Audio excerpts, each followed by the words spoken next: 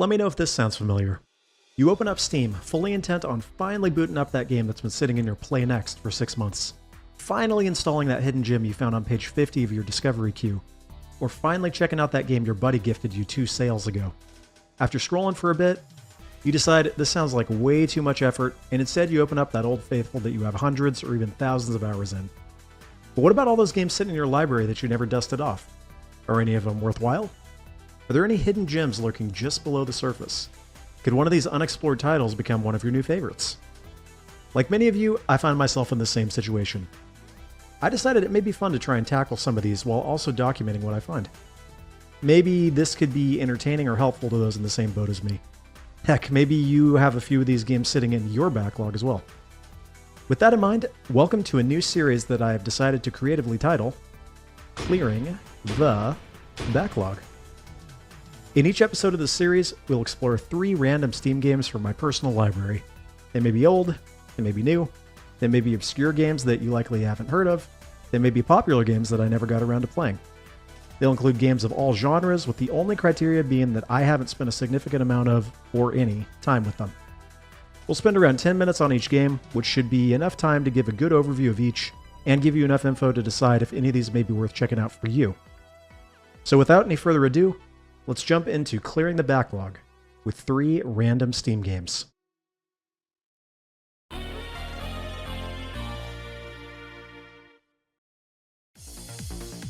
First up is Fida, Puti, Samurai.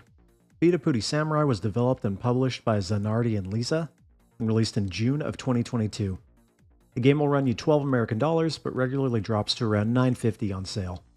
Fida, Puti, Samurai currently sits at very positive rating on Steam.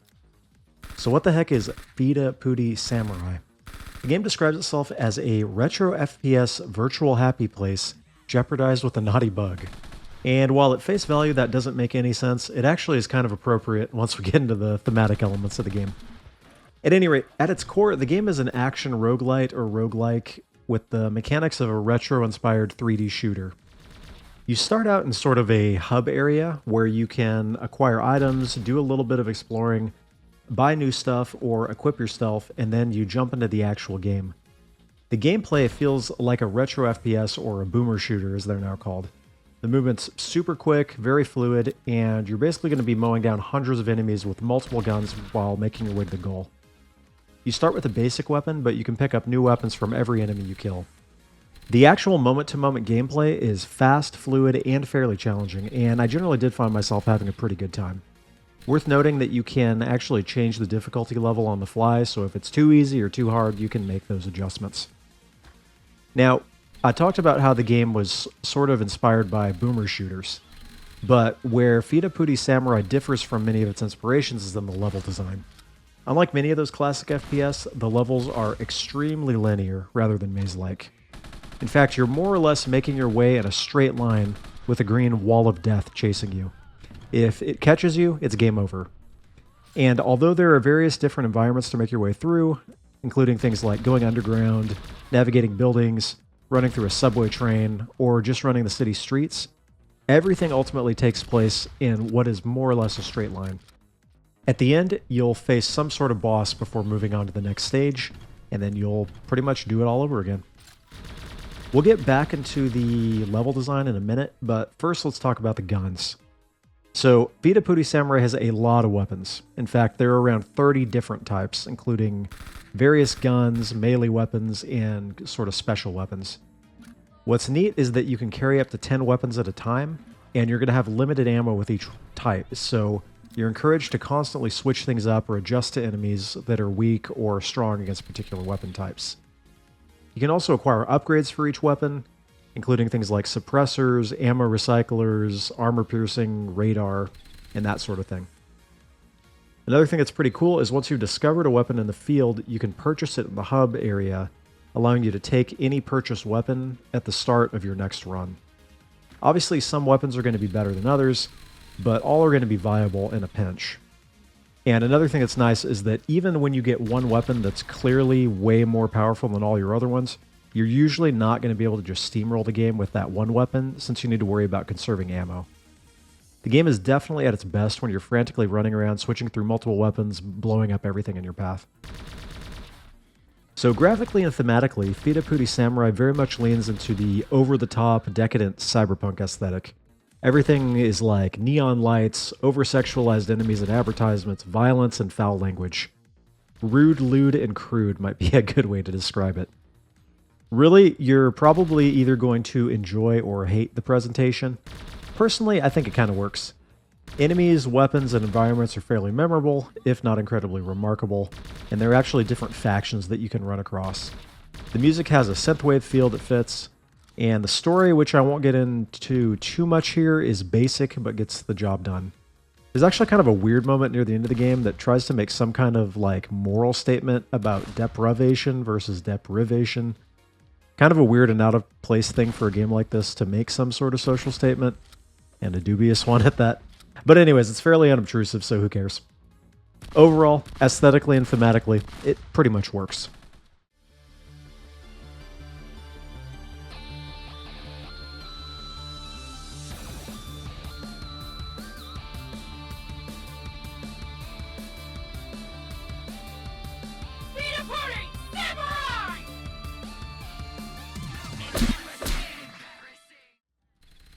So the overall gameplay, mechanics, and aesthetics of Fida Puti Samurai are pretty good. Are there any negatives? Unfortunately, yes. I said we get back into the level design. I actually don't have a problem with the linear levels because it's kind of what the game's based around, and the game flows pretty well, as I mentioned. The issue is that within these levels, the same areas repeat far too often. In fact, even in the same run, you're likely going to find yourself running through the same area, or at least an area that looks and plays the same multiple times. And over the course of the many runs you'll need to do to beat the game, you're undoubtedly going to end up saying, this place again, over and over. It's not a deal breaker, but it definitely drags down the experience. I think for a game like this, to get a large amount of replay value, you really have to have that variety that gets you excited every time you go back instead of going, here we are again. So I'd say it drags down the experience, but it doesn't outright ruin the game. All that said, would I overall recommend Fida Puti Samurai? Yeah, probably. If you find the aesthetic and thematic elements appealing and you enjoy the style of gameplay, there's plenty to like here. I think the lack of variety in the levels keeps this from being a come back to over and over kind of game, but you'll probably enjoy it if you just play it start to finish and make your way through the story. As I mentioned before, the price point is pretty fair, so I think that at that relatively inexpensive price, it's definitely worth a look. Overall, consider this a soft recommendation. Go check it out.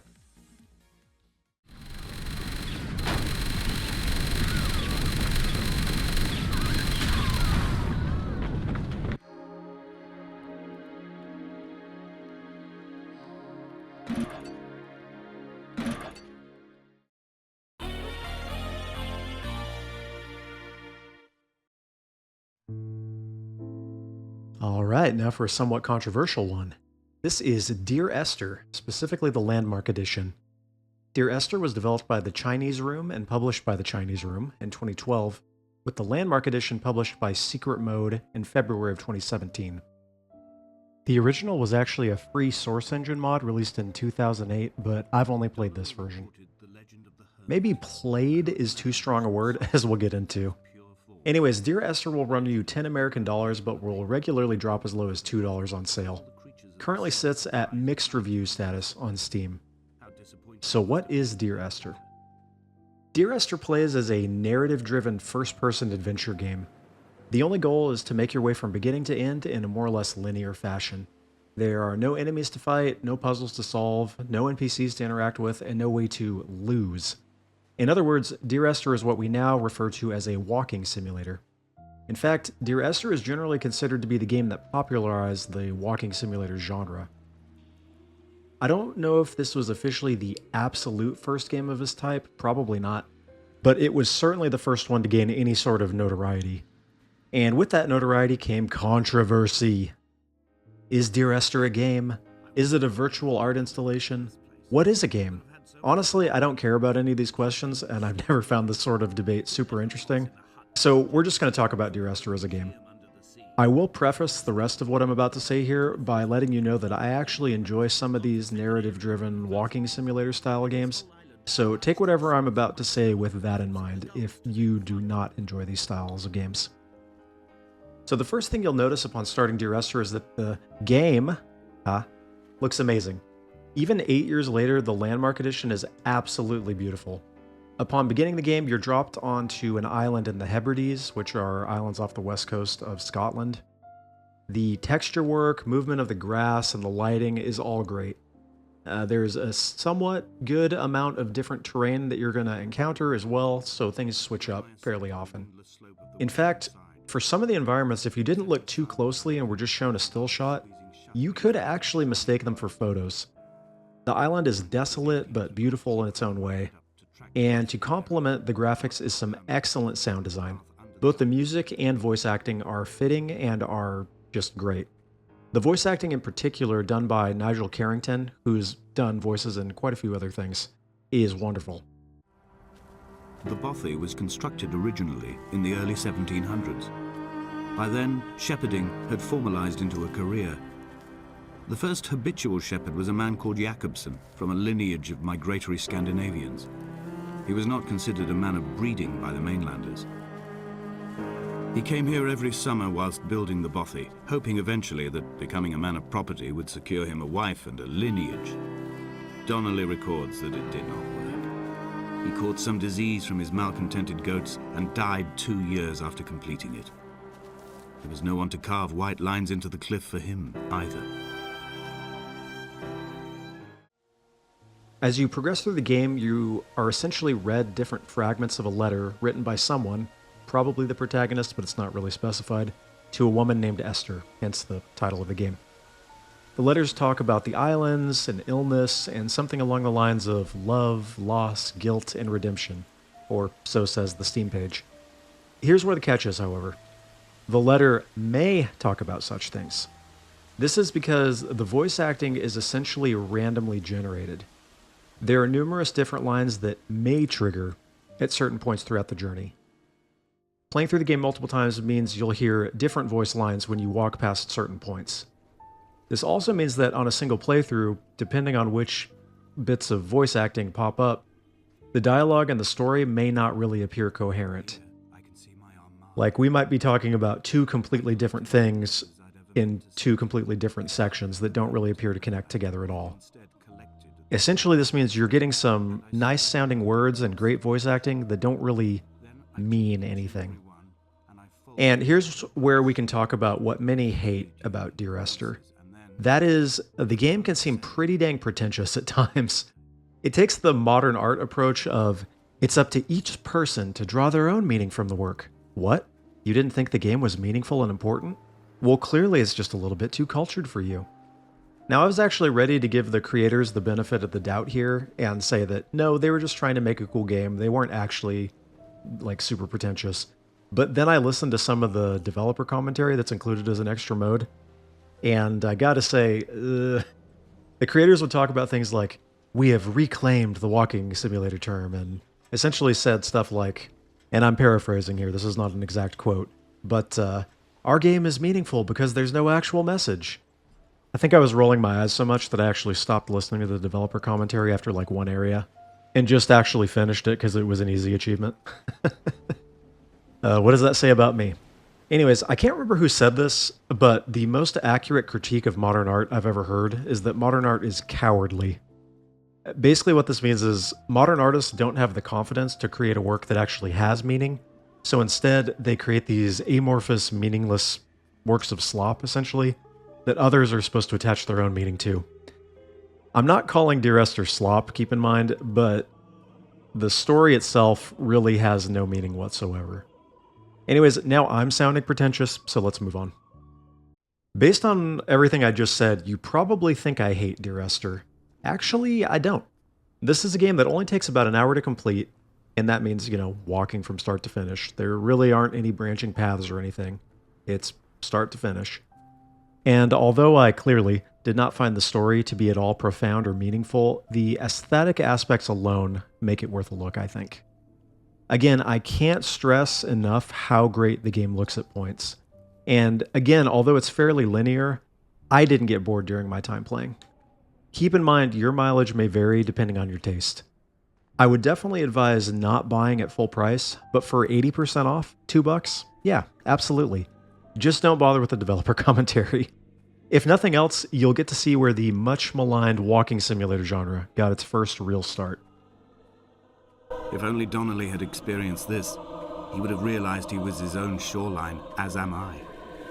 Just as I am becoming this island, so he became his syphilis, retreating into the burning synapses, the stones, the infection.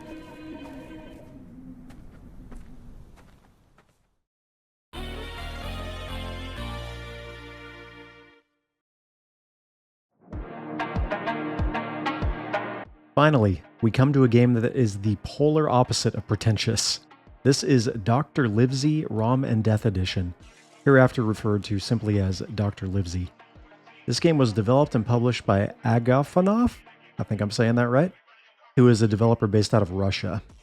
The game was released in February of 2023 and will run you three American dollars, but has been known to drop to 99 cents or maybe even lower on sale.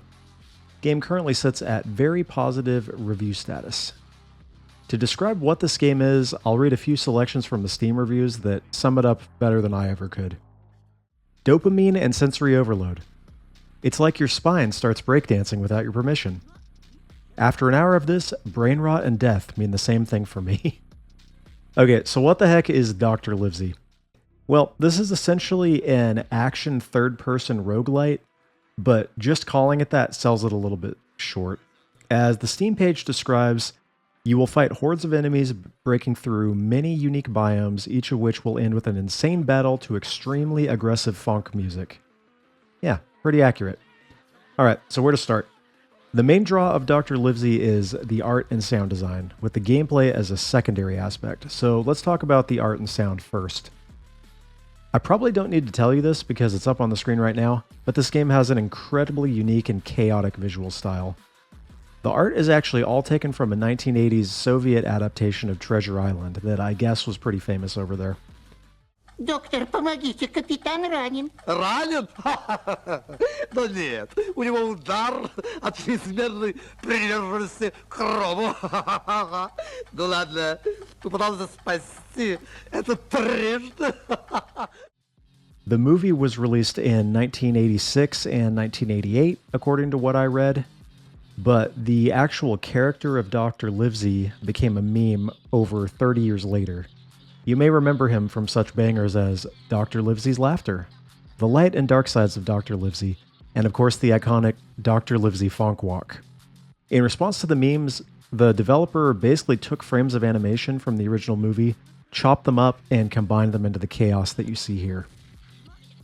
In addition to the actual art in the game, the developer decided to really lean into the funk walk meme and make the entire soundtrack extremely loud, aggressive, bass-boosted funk music.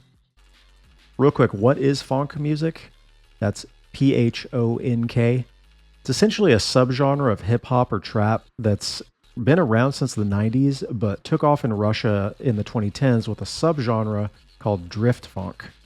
Hallmarks of the genre include high bass, distorted synths, and then specific samples such as the cowbell sound from the Roland TR-808 drum machine. Actually, you've probably seen edits on Instagram or TikTok featuring funk music. Some of the biggest funk artists include DJ Smokey, Young Vamp, Cordell, Space Ghost Perp, and then, of course, Ghostfaced Playa, whose 2022 song Why Not is the song that was used in the original Dr. Livesey Funk Walk meme. I'm far from an aficionado on this genre of music, but checking out this game actually made me want to look up some of these artists. Alright, so the main draw of Dr. Livesey is the over-the-top, unique art style combined with the booming funk soundtrack. What of the actual game? Well, to tell the truth, it's fairly basic. You spawn into a maze of rooms that is essentially a grid, and you try to find and defeat the boss of each level. As you enter new rooms, the doors close behind you until you defeat all the enemies in said room. Along the way, you gather numerous power-ups that all do different sorts of things. Oh, you wanted to know what sorts of things they do? Too bad.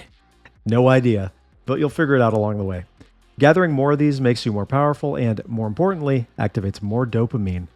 Once you defeat the boss of the level, you move on to the next map and do it over again. As far as I can tell, the game never actually ends, and you just continue until you die.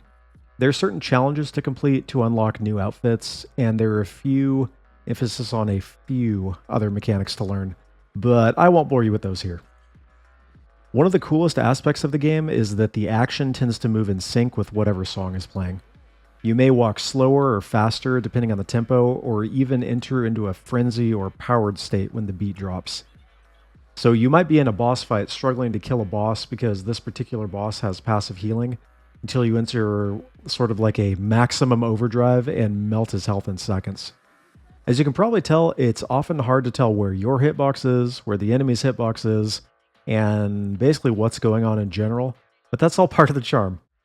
Perhaps the most surprising thing I can say about Dr. Livesey is that for me, right, although this was clearly designed to be just sort of a cheap, over-the-top meme game, like, haha, so funny, Dr. Livesey Funk Walk, the game itself is actually really fun. I can easily boot this up and spend 30 minutes to an hour on a run and not get bored the whole time. That said, your mileage is going to vary depending on whether you like this or not, but the game succeeds where so many of these meme games fail and that the moment-to-moment gameplay is actually enjoyable. That said, the main reason you're going to want to play this game is still going to be the aesthetic and the soundtrack, so if those don't appeal to you, the gameplay is not going to convince you otherwise. Now, unfortunately, even this game comes with a bit of controversy. There are sort of two main aspects to this, so we'll talk about both of them here. First off, I've seen some people upset that the developer didn't actually create any of the art, but stole it from the original Treasure Island movie. I have an easier retort for this one because it was a Soviet movie, and since commies don't actually believe in private property, there's no point in getting mad about someone stealing their art. Our art. And yes, I'm obviously oversimplifying history for comedic effect, so don't go posting angrily in the comments. The second point of controversy might actually be a little bit more valid, and that is that the creator used a ton of other people's music, probably without their permission. Yes, the developer gives credits to all the artists featured that you can view from the menu, but I highly doubt that he reached out to each one to ask if he could use their music. Still, I haven't seen any cease and desist orders, so I'm guessing they either aren't aware, don't care, or view it as free promotion. In my case, it actually was free promotion because I ended up going and checking out some of these artists that I'd never heard of. Again, I'm not anywhere close to an aficionado on funk music, but this gave me sort of a starting point to check out some of these artists. And I think that's kind of cool. So, all that to say, would I recommend Dr. Livesey Ramen Death Edition? Yeah. Yeah, I would. Stay funky, my friends. Or something.